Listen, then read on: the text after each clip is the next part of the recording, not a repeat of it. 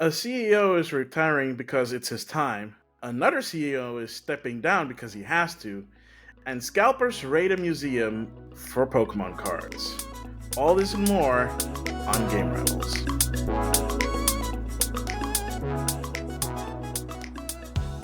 Hello and welcome, Rivals, to the latest episode of Game Rivals. I'm your host, Maximilian X. I'm coming to you, as always, from the interwebs, bringing you the most recent gaming news that is fit to play.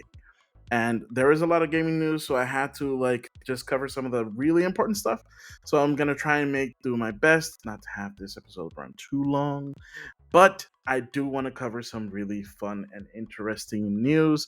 Some a bit sad, depending on your perspective.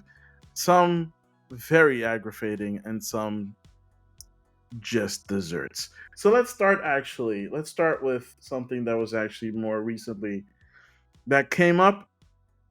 There was an interview done with the director and the producer of Legend of Zelda: Tears of the Kingdom. And they're talking about the game's development and stuff like that. And one of the things that was brought up was the lack of Sheikah technology in Tears of the Kingdom. If you have ever played Breath of the Wild, you'll know that the main thing about the Breath of the Wild's game mechanics, is the Sheikah slate and the Sheikah technology strewn all about Hyrule. So, when I say all the technology, this also includes, like the Guardians, and the like, and of course the Sheikah temples, the Sheikah shrines, anything that related to the Sheikah tech. So basically, the the Sheikah slate itself, stuff like that. Those things are not present in Tears of the Kingdom at all. Actually, in fact, even the Sheikah slate was replaced with this slate that looks like a Sheikah slate, but it's a camera that Pura made for Zelda, and it's made surprisingly to look a lot like a Sheikah slate, because one of the functionalities of the Sheikah slate was the ability to take pictures. So, as far as Sheikah technology, that and the towers of observation that they made are the only Sheikah technology in Tears of the Kingdom. But what happened to everything else? Why are they suddenly gone? Now, the director of the game, Hidemaru Fubayashi, did have kind of an answer for that. Basically, he said that after Calamity Ganon was sealed away, I'm just paraphrasing here, by the way. After Calamity Ganon was sealed away, everything that had to do with that also apparently disappeared. So the shrines disappeared, the towers disappeared, the guardians just up and vanished. The, the divine beasts, if you remember seeing the divine, not even seeing, like playing the game and overcoming the divine beasts so that you can have them aid you um in your quest, those are big deals. Yep, Gabe just disappeared, and apparently the people of Hyrule are so desensitized to sudden change, that they were just like, "Oh, okay, I guess okay, okay, I guess it's just gone now." Okay, and they just moved on with their life, um, because apparently the changes in Hyrule can be so drastic and so sudden, and it can happen at any time, that ironically, it's apparently happened so many times. So many different things have happened to Hyrule in instances, to the point where the people just kind of take it at face value and move on. Like, nobody's investigating why everything disappeared. Not even the Sheikah themselves, which is kind of funny if you think about it. Um, but yeah, I mean, now they have all the Zonai tech to observe, and if how they're explaining it is accurate, that means that should not disappear. But It could also mean that it one day could disappear and nobody will bat a gosh darn eye at it in Hyrule. So that was fun. That's weird. I mean, yeah, I'm pretty sure there were more than enough people that were also wondering, myself included, like what happened to all the Sheikah tech, um, in terms of story, right? In terms of the plot. But you kind of quickly move on from that once you start playing the game and actually having fun, right? So for that, um, that's a really weird one. I wanted to start off with that one because that's like the most recent news out. Um, and it's not a long one. It's just a funny little thing. And oh yeah, just as an FYI, for people that were thinking that we were getting DLC for this game or whatever, it ain't happening. Apparently, allegedly, they are working on the next game in the franchise. Um, what that's gonna be, what that's gonna look like, nobody knows. Other than the fact that it's gonna be completely new and completely different. Um, so expect your expectations to be subverted. So yeah, so that's a really fun story. You know what's not a fun story? The Gollum game. Yeah, apparently things aren't really over with that one. Uh so apparently it came out in an interview with gaming outlet Game 2 that several former Daedalic staff, so the developer slash former development company now publisher, Daedalic, former staff members from there spoke to them. I'm assuming under anonymity.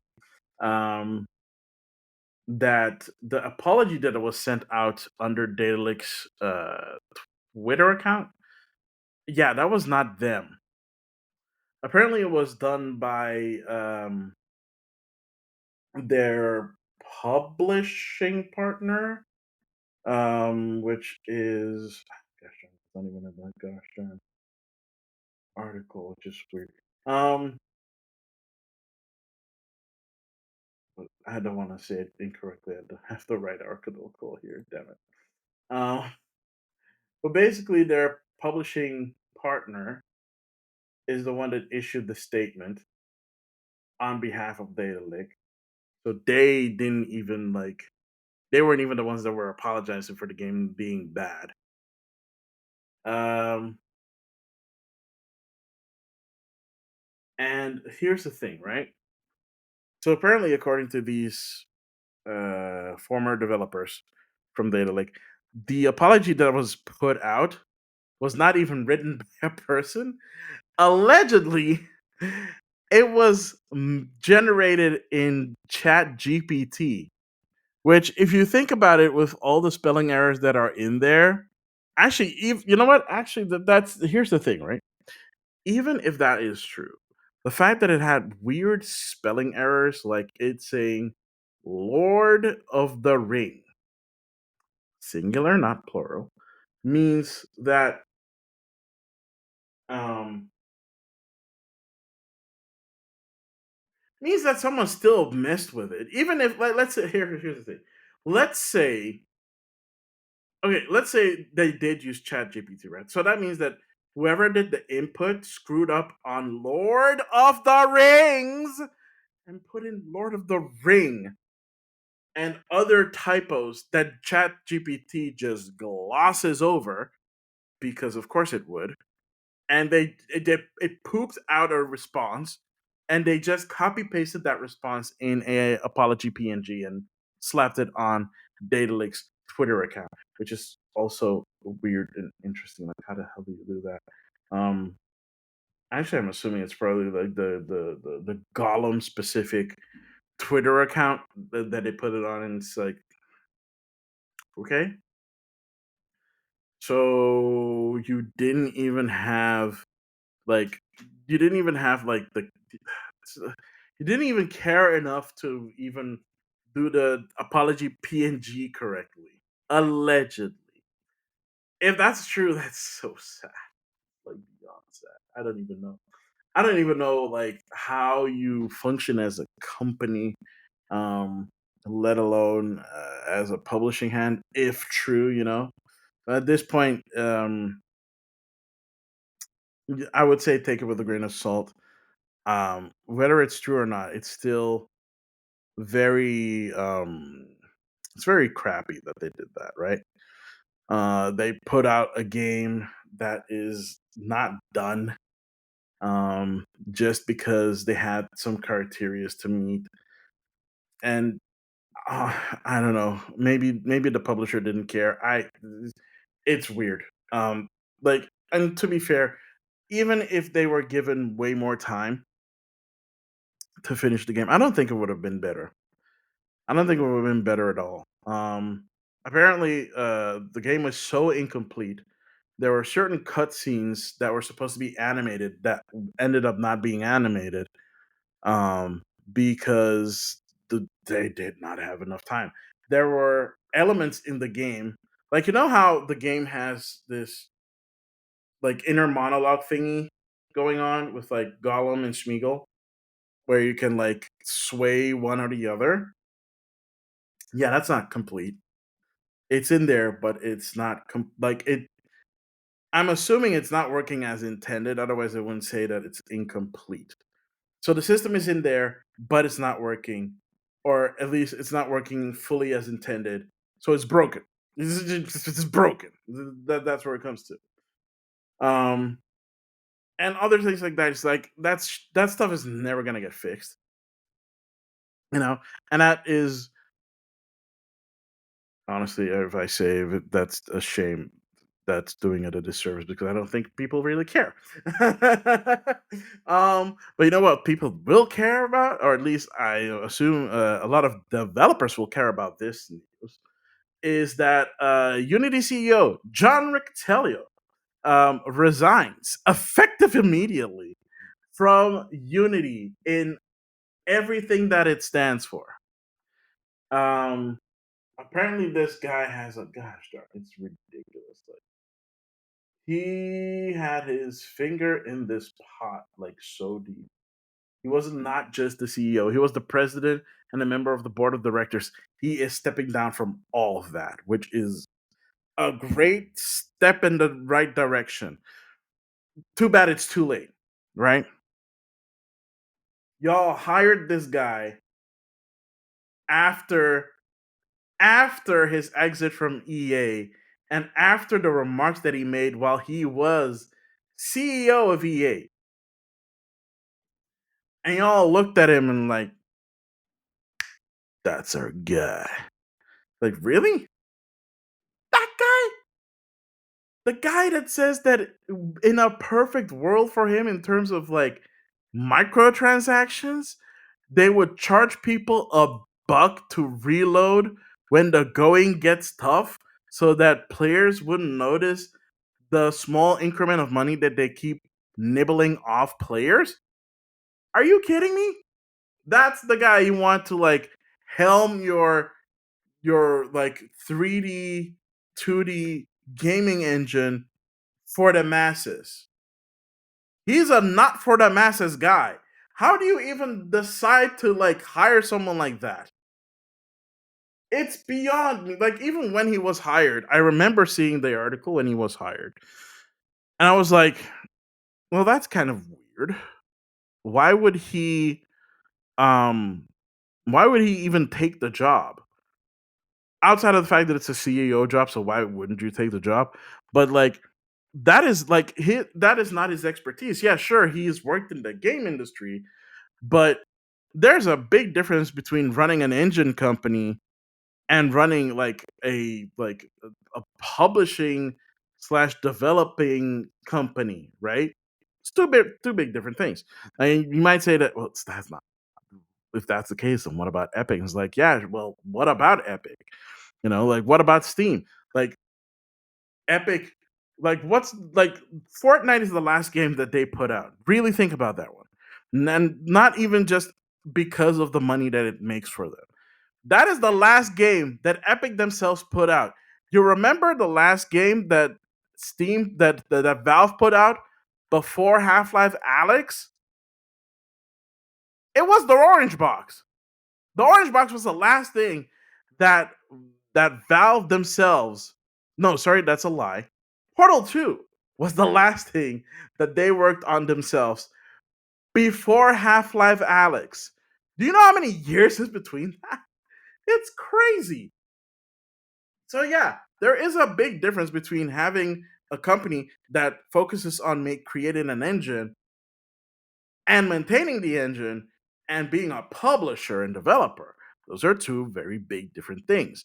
Maintaining an engine takes a lot of manpower and a lot of efforts because you're licensing it out, which means that you're going to have licensees that are constantly hounding you for certain improvements, fixes, support, tech support. That's a lot of effort. That's a lot of manpower. And if you're gonna say, well, they can't, they like the developers don't have anything to do with that, then that's true. That is absolutely true. Like their development arm has nothing to do with it. But if their development arm is the one that has the most experience with that engine, they're the ones that have to help go and help out other studios. So they effectively become the tech support. At least that's the way I see it. Honestly, I could be wrong. And if I'm wrong, mea culpa. However, it does, like, if you think about it, it does correlate to the fact that these companies barely put out any games to begin with. They make engines that they barely utilize themselves. And I feel like if Fortnite was not a thing, maybe they would still be making games, right? Maybe. But also at the same time, I feel that if Fortnite ended up being what they originally planned it to be, one, it wouldn't exist anymore. It would have probably gone down years ago. And two, the development of Unreal Engine 5 would have gone completely different because how Unreal Engine 5 works right now, currently, is very unique, especially with how they are trying to have it be as low of an entry of bar to enter as much as possible. It's still I'm I'm pretty sure it's still like more complicated than getting into Unity, but considering that Unity has betrayed people, it's less likely that people will want to learn to use Unity. And people, like I said in the previous episode, like people are already like looking at stuff like Godot. So expect a lot of Godot tutorials to pop up in the near future, because I'm pretty sure a lot of developers are going to start moving to there. And as long as Godot remains open source, it's going to probably see a lot of like exponential growth in usability because it's open source, right? So anybody that makes any improvements to it can share it with the group, um, and share it with the public. And that's how like open source engines tend to like grow. So yeah, John Riccatellia, don't let the door hit you where the good Lord split you. Bye bye, you weirdo. Um, speaking of weirdos, no, that's not a good segue. That is actually a very terrible segue. I wanted to segue into something a little bit more lighthearted and fun, but it's a little bit too weird. And also, like, I didn't have this on my bingo card. I'm pretty sure nobody else had this on their bingo card for 2023. They recently announced an Animal Crossing Lego set that's coming in March 2024. Yeah, that's it. That's literally the news. They announced that Lego Animal Crossing is coming with like these really cute animations, and it's coming March 2024. After Mario, the next thing that we're getting, no, sorry, after Mario and after Sonic, because Sonic is actually the recent like game character that actually got Lego fight. Yeah, kind of missed that one. Saw the announcement, but I did not talk about it in on any of the previous episodes, which it wasn't really that big, so forgive me for that one. But yeah, after Sonic, now we're getting Animal Crossing. I don't know what it's supposed to entail. They showed some characters. They showed obviously Tom Nook, and they showed Marshall. I'm sorry. Marshall's my favorite.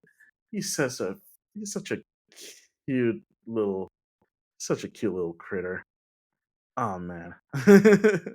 I don't have the Super Mario Lego or the Sonic Lego. I still kind of want to get like the base set at the very least.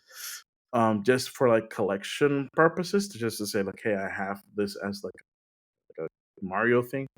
Um, and maybe even for the Sonic thing, maybe a little bit as well. The Sonic thing is not interactive like the Mario thing. It's just like a regular Lego set, and it seems like the Animal Crossing Lego set is just going to be that a Animal Crossing themed Lego set, not like an interactive like, hey, this is playable like Lego, like with Super Mario. Um, so yeah. Speaking of Super Mario, Super Mario Brothers Wonder is having their previews, the final previews coming out because it is coming out October 20th. Ironically the same day as Spider-Man 2. Not so much for me, but because I don't own a PlayStation 5, so that is $70 well saved. Still means I'm picking up Super Mario Wonder, and I'm gonna have a lot of fun with that. I might stream that. So if you watch me on stream, twitch.tv/maxmillion_x, find me there streaming games. Yeah, so Animal Crossing Lego, super weird. That one is also recent, so I wanted to bring that one up as well. Um, it'll also lessen the blow somewhat for those that still play online on their 3DS and on their Wii U. As just like they closed the eShops this year for those two systems, next year they're closing the online services. You'll still be able to download updates for games and DLC that you've purchased, but the ability to play games online on those systems is going bye bye as of April next year. And it kind of sucks because, yeah, they did the same thing with the Wii. Um, and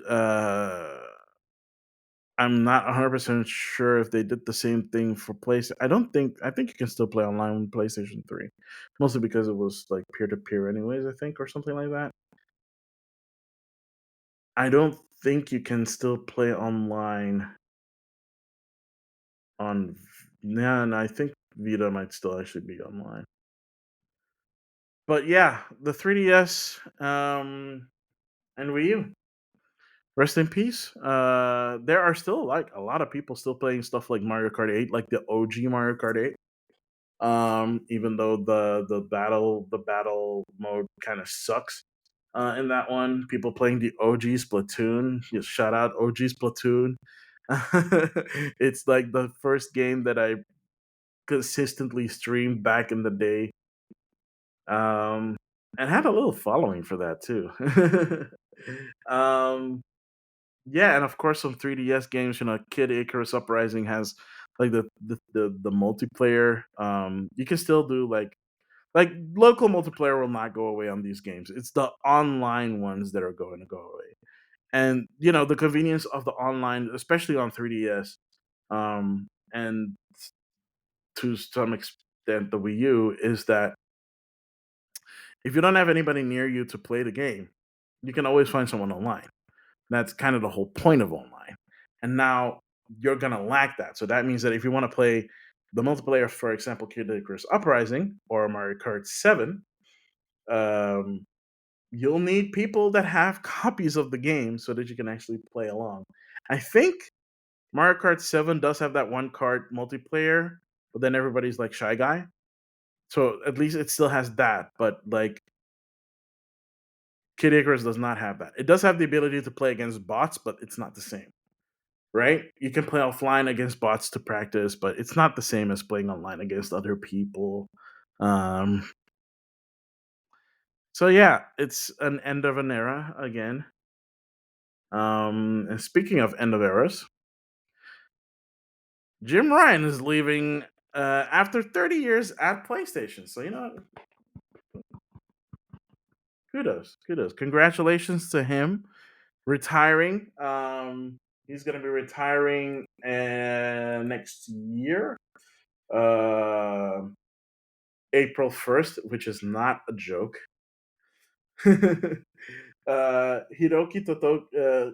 Totoki will assume interim CEO roles from that point on until they find a permanent new CEO to fill that role, or it could end up that he ends up taking that anyways. Um, and I think he does it say what he does? No, it does not say what he does. I think he is a part from another part from like Sony. Um, so yeah, they he put out a nice little statement.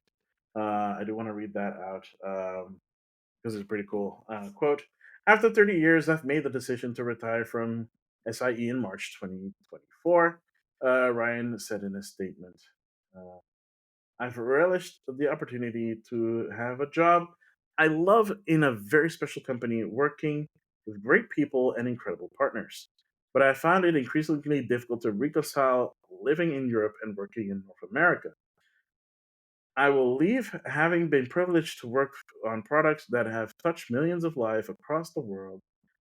PlayStation will always be part of my life, and I feel more optimistic than ever about the future of SI.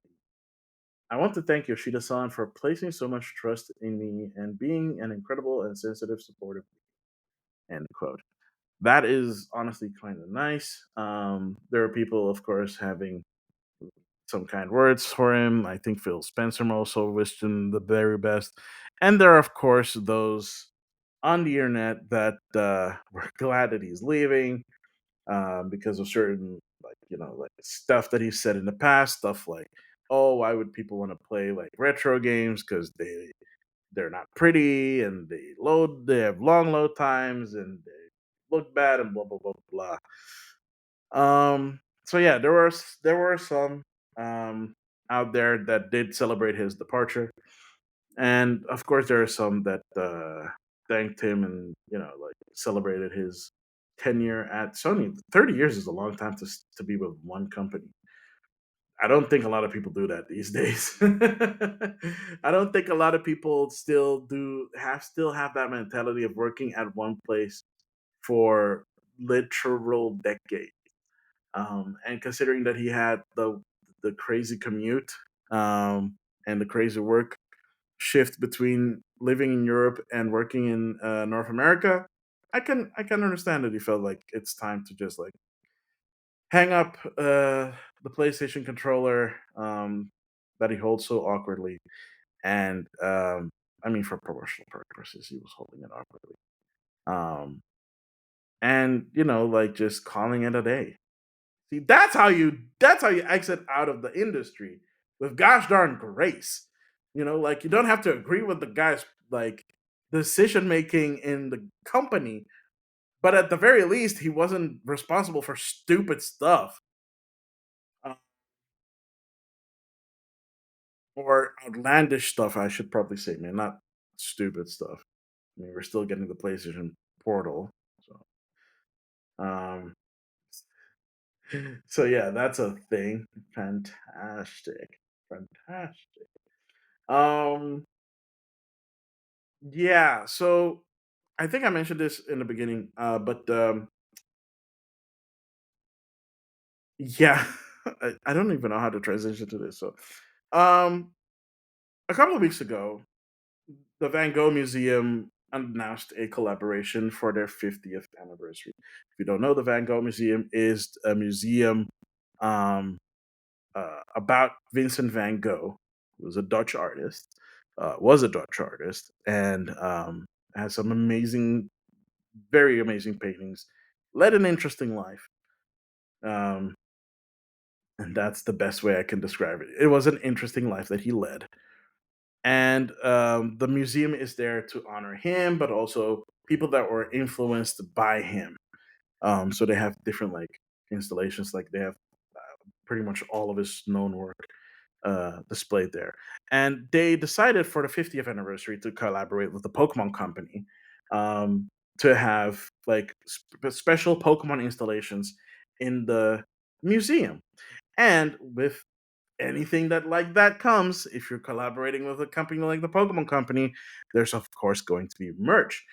and they had a lot of different things from Pikachu in the gray felt hat, a little statuette of that, um, a picture of Pikachu in the gray felt hat, like on like a tote bag and stuff like that, and other different merch. But the biggest merch was merch that you couldn't even purchase, at least not if you were in the museum. You'd have to earn it by doing a scavenger hunt. Now, this was specially aimed at kids 6 and up.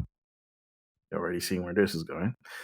And you do the scavenger hunt. You fill in the clues. You take the clues. You fill in the answers. You come back to the front desk. You hand in your answer, and you get an exclusive Pokemon card of Pikachu in the gray belt hat in the style of Van Gogh, which, great, nice, cool, cute collectible. And it's an actual TCG card. So it actually has an actual effect and stuff like that. Yeah. So apparently, and this is weird because at least the Pokemon Company should have realized this when they said okay to this and did not prepare a bunch of these cards for the secondhand market, or or figuring out a way to have it be available outside of the museum. Because the collaboration started on the 23rd, and then there were a bunch of scalpers that were rushing the gift store, first of all, for the merch to resell online on eBay and stuff like that. And then, of course, there are the people that were literally trying to pay off the actual children to sell their Pikachu cards so that they can sell it for a profit online. These scalpers are the absolute worst. I hope something bad happens to them, and I hope that they get stuck with the cards and can't sell them because they overflooded the market like the greedy bastards that they are. For real. Like, first of all, it's already like hard to go to the museum because you have to, like, in advance reserve a spot to go, right? So that is like weeks in advance. And now you're gonna have these scalpers that are lurking outside of the museum, instantly trying to swoop up and like buy off people's Pokemon cards. And yes, I know there's probably gonna be a bunch of people that go there that just went there. They did the scavenger hunt, got the card. They're not gonna do anything with it anyway, so they sell it to the gosh darn scalpers. And that kind of sucks. But the worst thing is that they're also approaching kids with this. And that sucks even more because it's like supposed to be like this cool little thing that you like did an effort for and then get as a reward. And then you see all these adults going after it. It's just, again, I'm guilty of wanting to go and getting one of the cards myself, but that's because I want the card for myself, and maybe get some extras for some friends. Actual friends, not reselling. Um, I don't mind if you resell stuff that you previously owned, but if you're doing it just to make a buck, yeah, you can go sit on a cactus for all I care. So yeah, that kind of sucks. Um, it is funny, although it is funny to see that they had to put out a statement on Twitter. Um, I refuse to call it the other word. They had to put a statement on Twitter that it's like, we apologize to all the fans eagerly awaiting our Pokemon Center X Banco Museum release today. Due to due to overwhelming demand, all our products from this collection have sold out. We understand that this is a disappointment for many of you who are looking to our official email and social media channels for guidance on how and when to purchase. We are actively working on ways to provide more Pikachu with the Gray Felt Hat Pokemon cards for fans shopping at Pokemon Center in the future. So the Pokemon Center, like the online Pokemon Center. Um, Details will be released at a later date. So even Pokemon Center online was swamped by these scalpers. Fantastic. Congratulations. You all suck. Also, Pokemon Company, you should have seen this coming. You should have seen this coming, like from a mile away. Like Van Gogh Museum, not seeing this coming, I understand. They're a museum. They don't get this kind of heat. Just no. No, like mm. Shame on the scalpers, but also shame on the Pokemon Company for not being like preparing themselves and the museum better for stuff like that. And lastly, but definitely not the least, um, I'm pretty sure that by the time you're listening to this episode, or by the end of the week, on the 13th of October, um, the deal, the deal should be done. And this point, I've talked about it so many times over the past 2 years. The Activision Blizzard deal is finally coming to an end, ladies and gentlemen. Hopefully, we won't have to talk about the deal again, and then they'll just be part of Microsoft, and it's going to be awkward from that point on. But Activision Blizzard did leave out a statement earlier this week stating that because a lot of people are obviously like hoping that uh, like the library for Activision Blizzard will be available on Game Pass. So they addressed that with a statement on Twitter, which oh my gosh, this stupid website. Yeah, stating this is from directly from Activision Blizzard themselves. It's awesome to see an anticipation building for Call of Duty Modern Warfare 3 as we continue to work towards regulatory approval for the Microsoft deal. We've been getting some questions whether our upcoming and recently launched games will be available via Game Pass. While we do not have plans to put Modern Warfare 3 or Diablo 4 into Game Pass this year, once the deal closes, we expect to start working with Xbox to bring out our titles to more players around the world. And we anticipate that we would begin adding games to Game Pass sometime in the course of next year. End quote. That is from Activision Blizzard themselves. And this is particularly about the newer games, right? But Activision Blizzard, baby, y'all have a library of older games that you could be putting on Game Pass with like a snap of the finger. So yeah, I'm pretty sure like people are already anticipating that they're going to be doing that. I was assuming that was going to be the case. Uh, Apparently, it's probably going to take some time for them to do so. I wouldn't be surprised if at least with some older titles that they're able to do easy peasy that don't have weird licensing deals surrounding them or whatnot would be easy to put out. A little bit more challenge would be like like exclusivity deals that they still have going on that they still have to adhere to as a company even after the merger is complete. Like for example, with how Ghostwire Tokyo was a timed PlayStation exclusive, even though by that time Bethesda was already bought by um, Microsoft. They still have to honor that agreement. The same with Deathloop. They had to honor that agreement with PlayStation. So for like the year or so that it was out on PlayStation, it was a timed exclusive on that platform. And I'm assuming that similar cases would be like this with like Call of Duty because they had like an exclusivity deal with PlayStation that I think runs out in a year or two. I could be wrong. So those games may not release day and date on Game Pass until that particular deal is like has run its course. Um, I don't know if the same counts for Diablo. I'm not sure what the deals with Diablo and why they couldn't put it out right away, but I'm pretty sure there's something else going on with that. Like older games, like OG Modern Warfare, for example, or like the first Call of Duty. I think that ran on like Xbox, like the original Xbox. Um, they could put that out on Game Pass if they wanted to. If they wanted to. I don't think they would, but if they wanted to. And a bunch of other like Activision Blizzard games that they could put out that don't have weird rules attached to them. Um, Especially stuff that is like licensed, like Transformers and all that junk. Um, so it's gonna be interesting to see.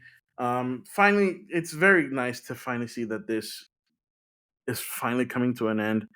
We don't have to talk about the deal anymore, and it'll be a reality. And it's a reality that we'll all have to face together. The slow encroachment of Microsoft on the game industry. Yeah, I don't know how to feel about that still. I don't know how to feel about that still. It's a little bit weird. It's a little bit awkward. But you know what's not weird and awkward? The ending of this episode. Thank you so much for watching a new episode of Game Rivals. Try to keep it as tight as possible. But you know me, I tend to rant about everything.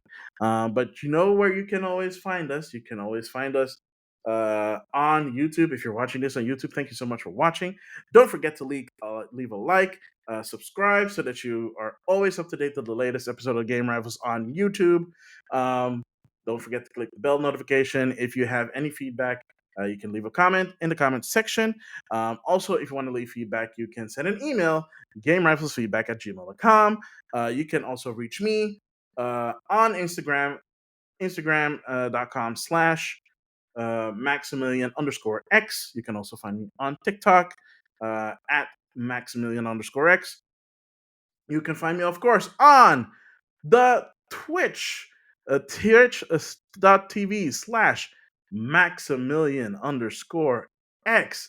And of course, if you're listening to the audio version, you can find us on any podcasting service that is your favorite: Apple Podcast, Stitcher. Our home is on Spotify, Overcast, Pocket Cast. You name it, we're probably there. That is it for me. I have always been. Oh wow, I kind of screwed up that one. I have always been and always will be Maximilian X, and I'll see all you beautiful rivals next time. Later.